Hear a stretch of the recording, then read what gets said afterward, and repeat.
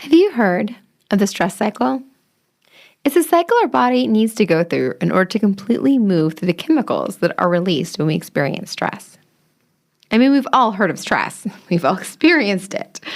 We've also heard of burnout. And not completing this cycle is what can contribute to burnout. This need for the stress and the stressor to be dealt with separately may be a newer concept. I know it was for me.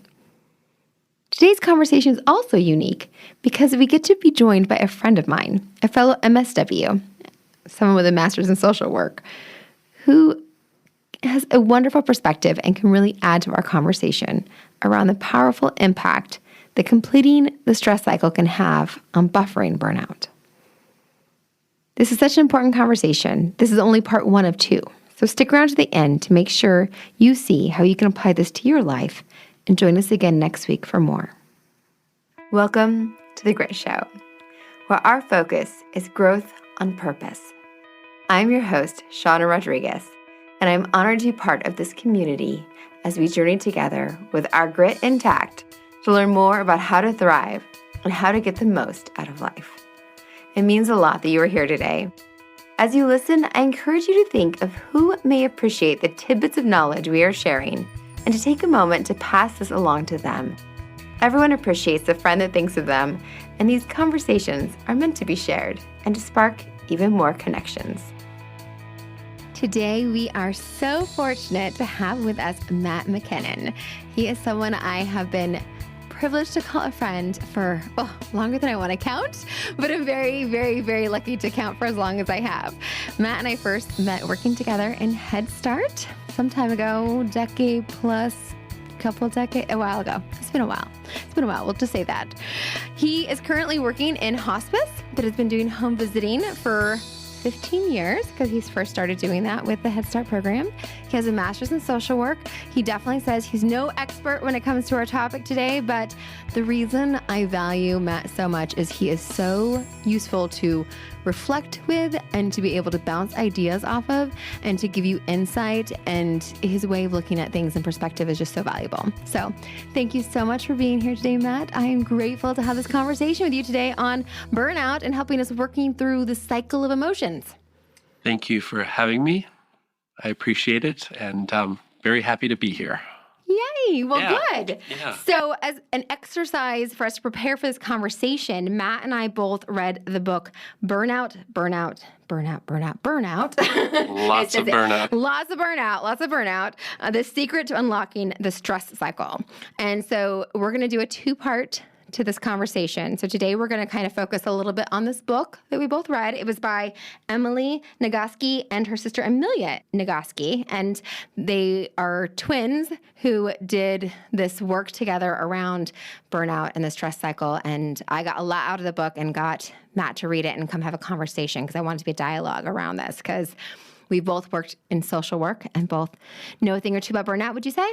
Yes, the book was great, very helpful. And I've listened to them on some podcasts and things too. So yeah, very helpful. Lots to talk about. Lots to chew on. So Yes, we're going to chat yes. a little bit about the burnout and the stress cycle this episode. And then next episode, we're going to talk a little bit more about kind of our reflections on where things are at and how we kind of get to that next phase and how we kind of support and think about where these things are. So I'm excited for both of these parts of our conversation. Sounds great. Wonderful. Like a plan. Yes.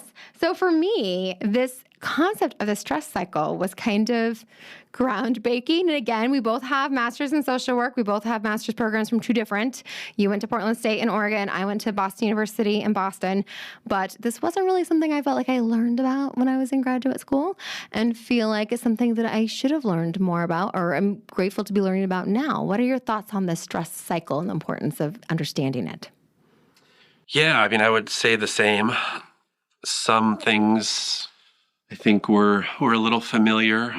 Right away, the thing that was most impactful for me is separating out like the stressors in my life or in my day and then like my stress and how those are separate. There's the stressor and then the physiological experience of stress in our bodies and separating those out and being able to deal with them separately and in different ways. And that was really enlightening for me. Like I had never framed it up this way, thought about things like this loosely. But yeah, the book, it was really helpful the way they framed it up. Yeah, I think that I remember learning about the difference between good stress and bad stress and Absolutely. eustress and like all this type Absolutely. of stuff about how not all stress is bad and that type of thing. I remember like learning about that and needing to like figure that out to be like, okay, this is still stress, but it's a good stress. And like, it's almost felt like it was constantly trying to like brainwashed me to not be so stressed by not considering all stress bad. And it was more just powering through and just that put on your big girl panties.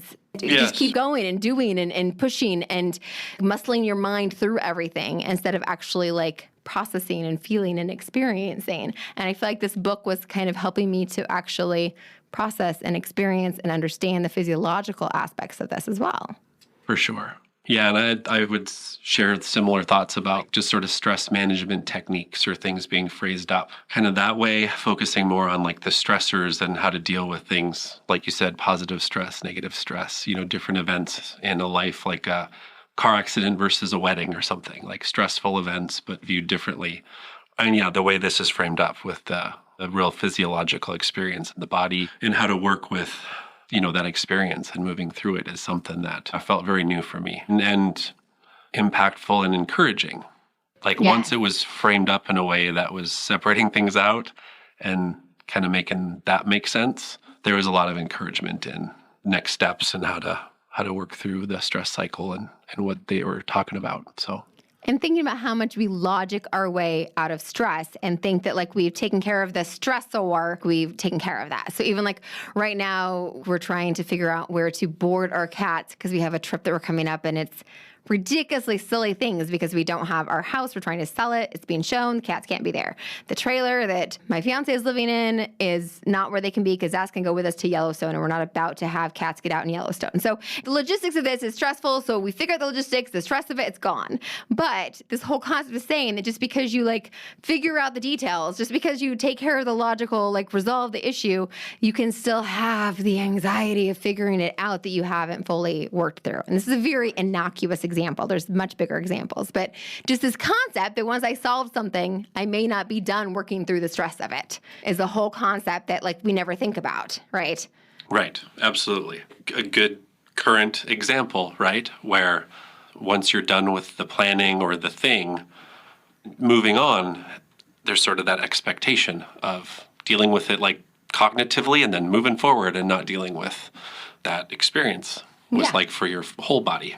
Yes, right? and just to push through and keep on pushing through Keep on pushing through. And we do so much of that in our world and in our society. And there's actually a complete cycle you need to work through doing it. And the example they use in the book is that you're being chased by a tiger, that after, you get safe out of harm, that it doesn't actually like end with you being safe out of harm. There's actually like you go tell somebody about it. You actually like go through telling the story, or you actually kill the tiger and there's a ritual to like take care of the tiger and do whatever else. So there's these like completion of cycles with handling the situation that actually work you to the other side instead of like you run and you stop and like, oh, I'm fine now. And okay, we're going to just move on with our day. That there actually needs to be rituals and completions of the cycles for you to get to the other side of them. And that's the other piece that it talks about a little bit is it calls it the human giver syndrome. But I think it's really this concept of how much we as individuals in our society, especially for women, it kind of focuses on that piece.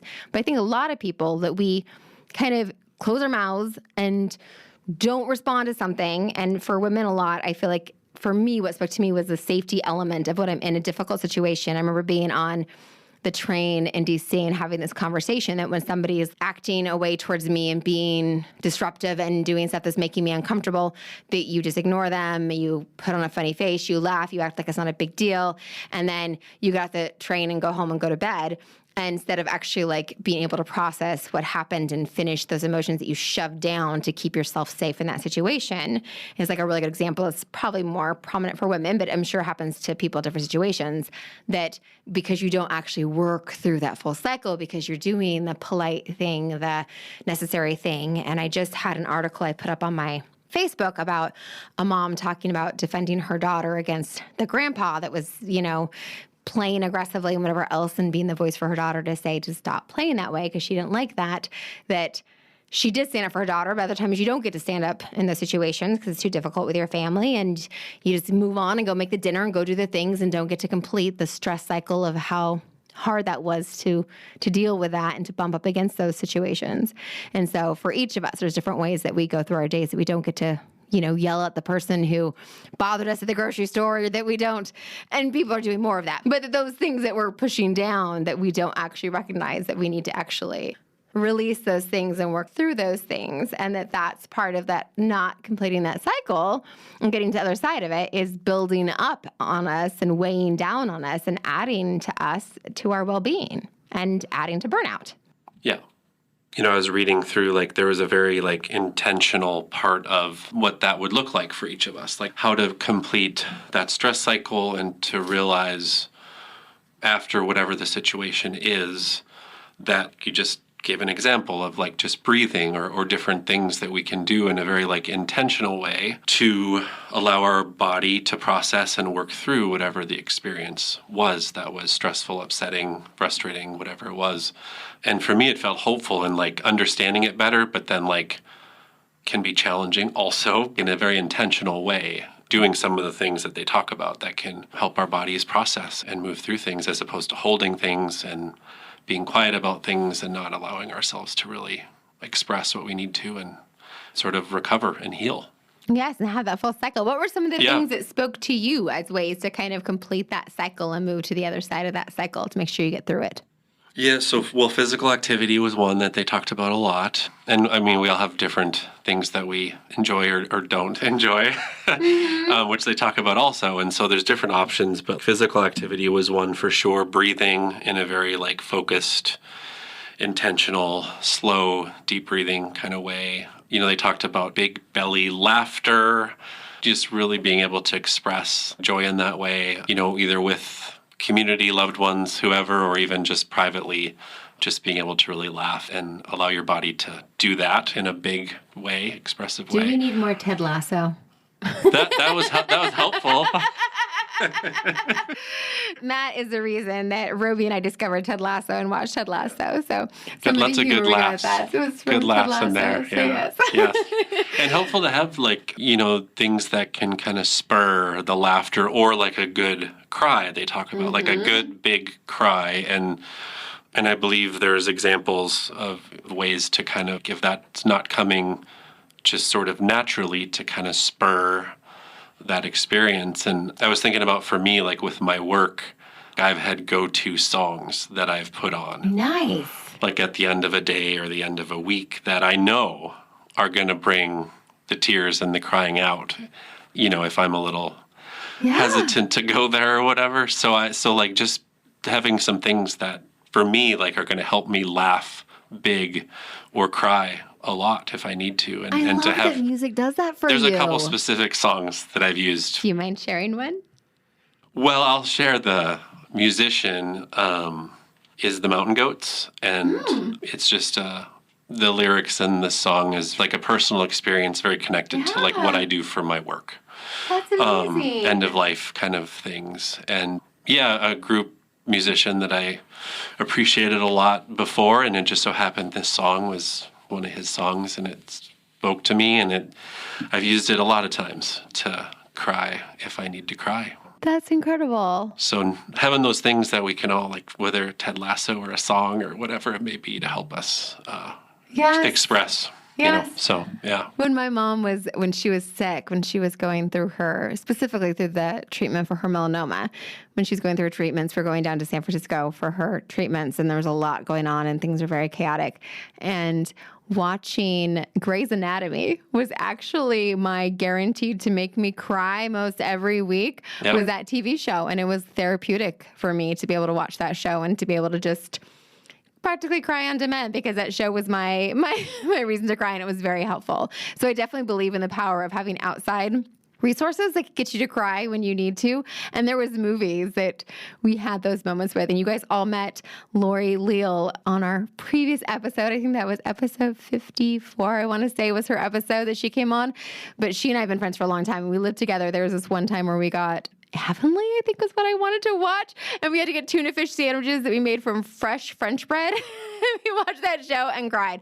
And that was just like what I needed for whatever I was going through at the moment. I don't even remember what I was going through, but I wanted to watch that movie and cry was exactly what I needed at that moment in time. And so sometimes when you're like compelled to watch that, and one of my executive coaching clients, we had a nice talk about her not taking time to watch her show and feeling guilty when she had that and saying, no, you need that, especially if it's a show. And she's like, it does make me cry. I'm like, you need that. That's something you need to set that time aside to have your time. Like I remember hearing somebody speak that talked about like your eyes are like bladders that need to be emptied, like the tears, like you need to empty them regularly, but it's also like this completion of the stress cycle. And we all have stresses that we need to be able to process and doing that. But the intentionality too, I think that you recognizing that you need to do that as part of that. And me realizing now, whereas it happened way back when my mom was sick, that I did that without knowing I was doing that. And now I think I'm getting a little better about trying to remember that I need this and that's why I'm doing that. I mean, you're intentionally doing it. I think it's helpful as well to know. Yeah, and I think too, there's some discussion too about how like sometimes intuitively we know, but maybe can't name it or whatever. And then also there is like very much the intentionality of it and noticing that this is probably a daily practice, right? Because stressors are there daily. And again, not an easy thing to carve out time each day to do something intentional like this, Yes. Focusing on completing the stress cycle and our own bodies and physiology and that healing. And also very, very important. Intentional is Yes. kind of the word that I keep coming back to, because for me, having something like front of mind that's about health, wellness, and deserving to take the time to do something like this is important, and not having like guilt about it or whatever. Like it's important, intentional. There's a purpose to it.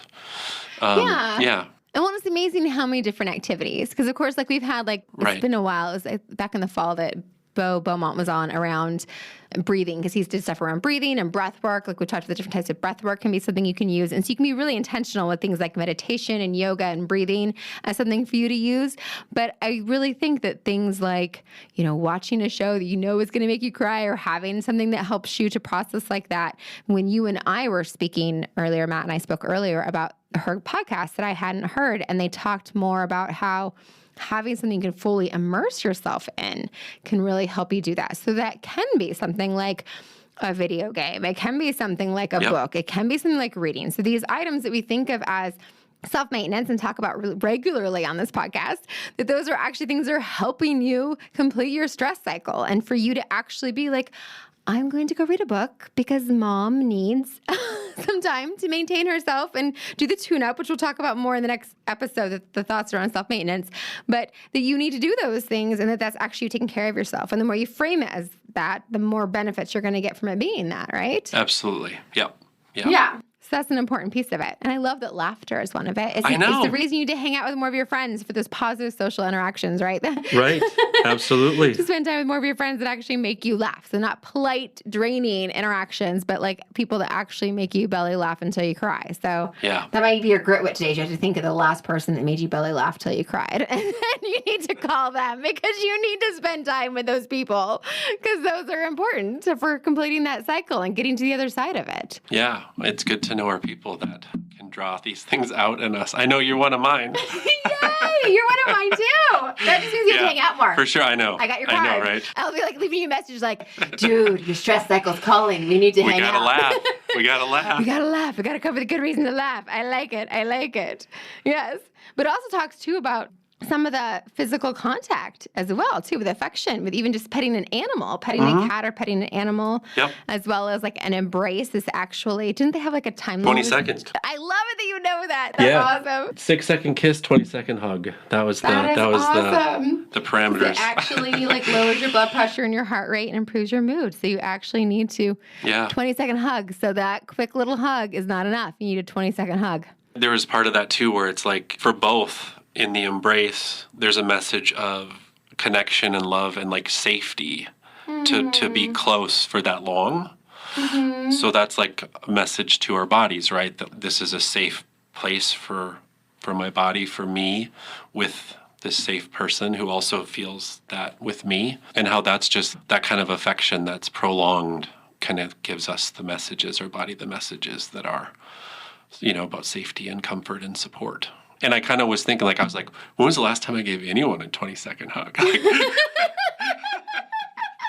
Well, as soon as this podcast is over, man. I got to start the stopwatch, right? Start the stopwatch, yes, to actually pay attention to do that, yes. Because I know, with my family, it's hugs and embraces and warmth, and it's just thinking about, a long embrace that's just holding like that. I mean, that's pretty awesome. Mine, again, intentional. Well, this goes back. So I moved to Boston right before September 11th happened. I'd been living there a week when September 11th happened. And so I didn't know anyone very well in Boston. I met lots of lovely people when I first moved there, but not anyone I'd be hugging, let alone for 20 seconds, right? I was very new as a single woman in my early 20s, very cautious of physical contact as it was. And when I came home, thankfully, I flew home to take care of the little girl that I had nannied. It was her brother's bar mitzvah. And so they flew me home so I could kind of be around to help out with her at that event.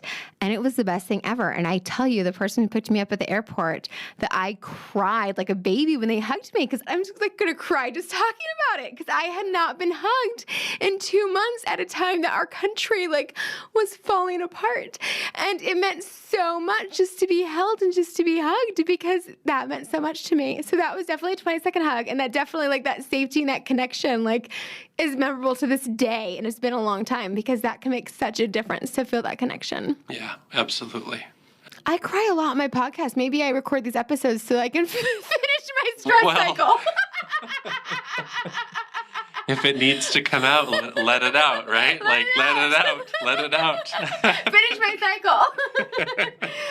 I cried this morning before coming. I was just going to say, let it out when it needs to come out, Honestly, preparing for this and doing some of the processing and reading and, thinking about just kind of work things and, I mentioned the songs before and stuff that, it's just a little tears this morning. So, and I also thought about that in a very different way this morning, reading this and engaging with this information. The tears this morning felt different than kind of before I was engaging with this information, which was interesting to me. Kind of had a different awareness and let things flow a little more than I might, previously, just maybe settling into more comfort with letting my tears flow as I was engaging with this material. And realizing that this is necessary. Yeah, it's intentional, let loose. Yes, let this it needs flow. to happen, and we need to complete that cycle, because we do have so many stressors, which I know we're getting more into present day stressors a little more in the next episode, but it's just so true. That every time you turn around, there's something else. And if you don't complete these cycles, they just keep compounding and piling on each other, and it's exhausting. Right. Yes. Which is what leads to burnout. Burnout. Yes. Burnout. 5 of them. 5 burnouts on the cover. Yeah, definitely make that very clear. Very clear. Yes. So one of the other things they talked about too was the creative expression. Right. Yeah. Which I love that. And it's funny because I have been craving creativity so much lately. And it's interesting because I had a home in Yakima, Washington some time ago. It's been some time. But I actually had an art room there. And I have been missing that art room. And right now, we're in the process of selling our house. So I don't feel like I can get out a canvas and make a mess in my house. But I'm getting to the point where I don't care. Someone can come and look at my house and they're going to be a messy canvas and I don't care.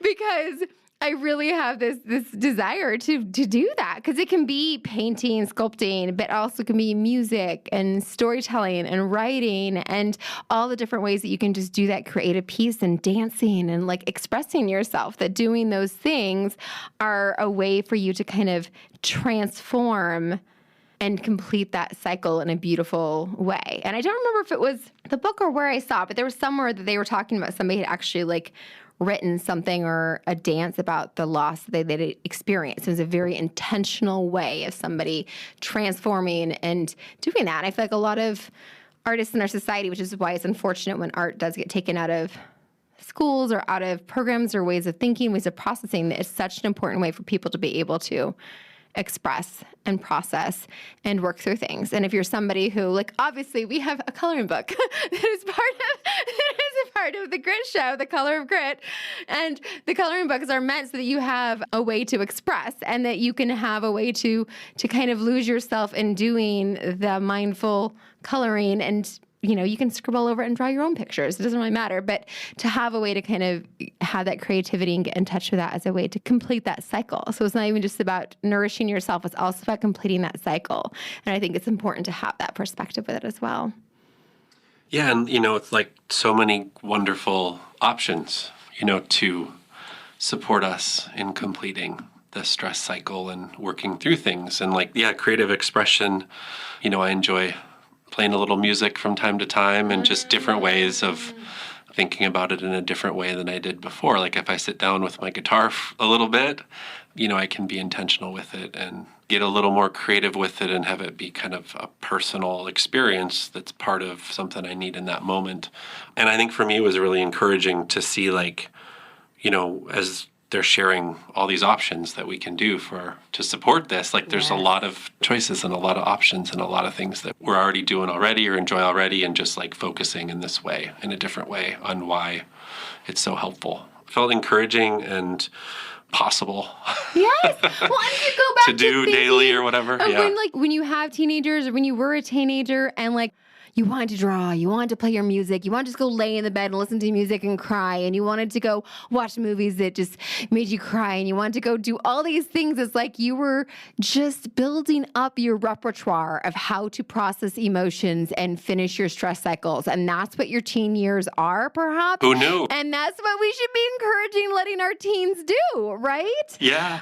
As the kids are learning these skills and doing these things, that if they need to process these emotions, then yes, go play your music loud, go bang those drums, go play that guitar, go do those things, because that is your way of completing these cycles. Go paint, go draw, go do those things, because that is your way of doing this. And that's great. And it's great too if you're giving the tools of, I heard on this podcast, this is a really good way for you to be working through your emotions. So I hope as you get older, you remember to do this, that when you are feeling overwhelmed and life is getting stressful and you feel like you have a lot on you, that you remember this is your way of completing this cycle instead of pushing through, that you take the time to get back to these things that are ways for you to kind of complete the cycle for you and take care of yourself.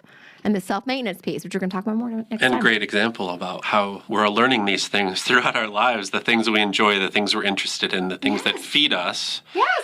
And I've been told by family, loved ones, keep doing the things that feed you as long as you can. Yeah. Especially if it's something active or physical. Yes. That's that's at some point I just maybe can't do as much or as often or as I get older or whatever, but keep doing the things that feed you and as long as you can. And now we know as often as you can daily, the things that really feed us in this way. That are part of this cycle you need to complete on a regular basis, because the stressors are not getting smaller and they're not getting fewer. Yes. And in the book, in Burnout, The Secret to Unlocking the Stress Cycle, they talk about the real enemy. And it's kind of talking about what we might talk about in other circles as being kind of the patriarchy, the systems that be, the things that push back, that make it hard to survive and make it hard to get through. And kind of the examples that I mentioned, that as a woman on the subway feeling intimidated, that's the type of things they're talking about. So the real enemy are all these things that are just baked into getting through your day, that make it hard to get through your day, that it's an enemy that's outside of you, that's just the way things are, that you don't feel like you have control over, that's going to take a long time to change, that you can't change. But you have all these things you do have agency over, and all these ways you can nurture yourself, care for yourself, take care of yourself, and that being aware that those are legitimate stressors that you are experiencing every day as you go through your life. And if you are a person of color, or if you're a person who has other things in your world that people can't see that make it harder for you to get through the day, whether that be things that people can't see, like you have a hard time connecting with others, you have a hard time being able to understand what's going on in the world, all these other factors that you're dealing with, that those things are the real enemy, right? That you can't control those things. So you can just control you and how you handle your stressors, and that you give yourself the gift of understanding that just because you solve the problem, just because you managed to figure out a new home to move into, just because you found a way to pay the bills this week or this month, just because you found a way to get get a new job, it doesn't mean that you haven't completed the stress cycle and that you don't need to take care of yourself to get to the other side of the stress cycle. And there aren't maintenance things you need to do to kind of complete that. And that's kind of what we talked about with all these examples we've shared here today. Yeah, the daily maintenance of not only the structures and things that are part of our worlds, but the daily maintenance and behaviors that we can do to lift ourselves up, support ourselves, and in a way push back against structures and things that are really difficult and hard to push against. Yeah. Hard to push against. Yes, hard to push against. And the burnout, the exhaustion of, very hard to push against. Very hard to push against. Yeah. So we've talked a little bit about what I call self-maintenance, self-care. Self-maintenance, and this is very much attached to. So what are some of the things that you've been doing in all honesty? Because again, you're learning all this with us and unlocking some of this as we go. But what have you been doing to kind of help maintain and take care of yourself in the last week or month? Well, I do, as often as possible. And now I'm going to lean towards more often taking walks just around my neighborhood after work or, on weekends, whenever, because that's something I enjoy. The physical part of it, there's a little bit of a social aspect. I it's a neighborhood lots of folks walk through and ride bikes through and stuff. So there's a little bit of a social aspect to it. And then just being outside really feeds me, and I enjoy that a lot and try to do it almost daily if I can. Music for sure, whether it's listening to something that'll draw out tears or something for me, or playing a little music. I think that's something I'll focus on more intentionally, is sitting down with my guitar and playing a little. And then what I'm going to say next. I'm a big... I'm hoping you're going to say it. I was like, don't leave out the coolest things about you. Please share. I love skateboarding. Oh, there it is. There it is. Thank you for cheering for me loving skateboarding. Yes, I love that about you. That's one of the most fun things about you. I love that about you. I've been skateboarding since I was 13 years old, so decades. It's something that even this summer I've been trying to do more, because it is one of the things that feeds me and has since I was a teenager, you were talking about before, right? I found it when I was 13. I know it feeds me. There's a creative expression part of skateboarding also that I enjoy, has always fed me. And it's just one of the things that I know how it supports me mentally and physically when I take the time and carve out the time to do that. And so I've made that more of a priority lately, and it's felt really good to do that more. So those are some of my things. I love that. Thank you for encouraging my skateboard talk. No, I love your skateboard talk. I seriously do. It's one of those things that I think is incredible that you have something that you've enjoyed that long and you've continued to make space and honor that. Because I think too often people let go of the things that they really enjoy like that for various reasons. I mean, there's health reasons, there's different reasons people do have to let go of things like that. But it's really impressive that you've managed to hold on to that, and that I see the way you light up when you talk about it, which makes me love and enjoy it, because the fact I do know that it is something that you get so much out of. So I appreciate that a lot. Thank you. Helmet, always safety. I'm always safe about it. Helmets, yes, that's why you're still doing it. That's why I'm still, yes, longevity, trying to do it. Yes, so in fact, I think when I do the episode art for this, I'm going to have a picture that has you and I present day, and then the other half is going to have that awesome picture I have of you from skateboarding in a bowl that I have a really cool photo of you skateboarding. Oh, I don't think I even knew you had that photo. Yeah, you sent it to me. So it's one. So it's not one I took. I know what it is. I know what it is. Okay. That's a good photo of you. I do. So, yes. Do I have to give credit to anyone special? Will somebody sue me if I use it? Well, it's a photo of me. So, and one of my brothers, they're the photographer. Brothers can't come after me. So yes, no, because that's just such a fun photo of you. I feel like that captures you. So yeah, it's a good balance. So to have our home visiting, big-hearted Matt, who's done so much for families and so much for so long, that also has this awesome side of him that loves to skateboard. That's that genuine side of you as well. So I love the balance. Yeah, it's a big part of me, and I enjoy sharing that, and I appreciate you encouraging that. How about for you? You mentioned me recently, my things. What about your things? What about my self-maintenance? Yes, your self-maintenance. My self-maintenance lately, because I've now decided it is self-maintenance, is I've been watching a TV show. The love of my life doesn't care for drama. He does not care for drama TV shows. Not his thing. Science fiction and comedy, which we do comedy together, which is great. And I don't mind science fiction at all. It's good. Sometimes there's good character development and good drama, whatever else, so no problem. But like I've said, like my drama is my way to like, pull at my heartstrings and make me cry and do whatever else. And so since we've been living in two different places, right? Yes. It's kind of funny that through this conversation, me realizing that my self-care has been watching drama. So I started Dear Edward on Apple TV. So that's one that the author that wrote the book, so it's obviously a TV series based on the book, but the book she wrote a recent book that was on Oprah's book club. I think it might have been the 100th pick or something like that. I think it's called Hello Beautiful, that I wanted to read, but I also heard she had this show, and so I wanted to check out the show and realized it may not be one that Rovi would be interested in. So I started watching that show, and it is a heartfelt drama, which is like more likely to elicit tears and get lost in those type of things. So I have been watching a heartfelt drama while I've been away from my sweetheart, because that's definitely not his thing. And I actually went and saw a movie last night that we discussed, a recommendation of a friend that was definitely tearjerker, heart-wrenching, heartbreaking, important information. It was The Sound of Freedom, which is very much, it's about the children trafficking. It's very heartbreaking, based on a true story, which makes it even more heartbreaking. But those are the things that my love of my life is not interested in heartbreaking. He goes to get lost in a different side of things and whatever else when he goes to see film and movies and stuff, whereas I like to go process my emotions with my heartbreak and sadness when I see those things. So that has been my self-maintenance, is to go watch drama while I've been apart from my sweetheart, since that's not his thing to do that we normally do together. Cool. Cool. Yes. New movies, new shows. Yeah, the things that would normally be part of that. I'm desperately wanting to paint or to do something creative now. So that's kind of gotten me itching to do that. So I remember when I didn't know that you painted. Do you know what I'm going to say? Maybe, yes. Belmont Street House, back in the day, didn't know you painted.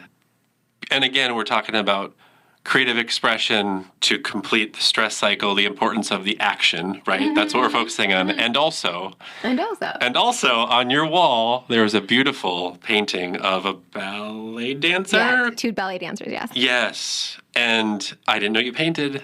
And I was like, whoa, that's an amazing, beautiful painting on your wall. Who did that? And it was me. And you said it was you. Yes. And it was so beautiful. And then you showed me other paintings that you had done, and you had your space in that house and stuff. And, yes, and that's when we first started hanging. Like that's when we first met you. But I didn't know that. And beautiful painting and you actually have a painting of mine. I do. I have a painting of yours at my house, and you shared that how it's very meaningful for you and to do that creative expression. That's awesome. So all right, that's it. When we moved to our new house in Bend, I had to have a painting space. I miss painting. Yes. And it's funny because I have friends who, it's funny I say real artists, they are real artists. I have friends who have like sold paintings all around the world, and I have friends who are real artists. So it's so funny that I'm so intimidated as much as I love painting. I don't feel like I love painting, but I don't feel of myself as a painter or an artist. I just love to do it and have a few paintings. Whereas like I've published a couple books, so maybe I can be an author, but like the other artistic stuff I'm more intimidated by. Okay. Just because I know real artists. Define real. That's funny. I know real authors too, so that sounds funny because I know famous authors, but that's kind of funny. But I guess I've known them since I was young. I didn't know real authors until after I'd published a book, and then I met real authors. So then it was less intimidating because I'd already published a book when I met them. Sure. Whereas like I knew real artists that were selling paintings around the world and doing real things with art before I ever tried art. So I was already intimidated before I tried. Whereas with writing, I didn't know people who published books before I got my book published. So it was a different perspective. Isn't that weird? You're very weird. I think it was on the podcast I listened to about the book Burnout, The Secret of Unlocking the Stress Cycle. But I forget if it's Emily or Amelia. I apologize. But I think one of them talked about writing romance novels. Did you know that? No, I did not know that. If I'm remembering wrong, I apologize. However, I'm almost positive that's what... Is it the one that's the PhD or the one that conducts music? Because Amelia conducts music and Emily that's right. is the one that... I'm a twin. I apologize that I don't...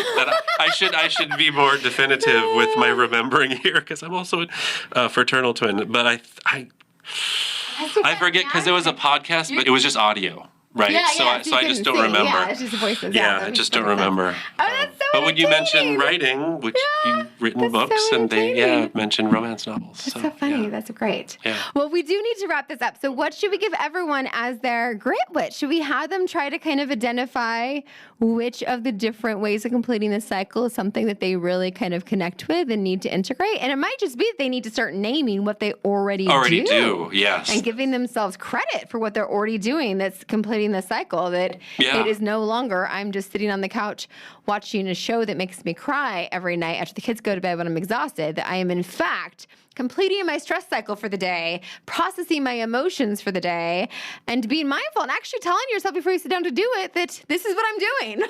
Totally.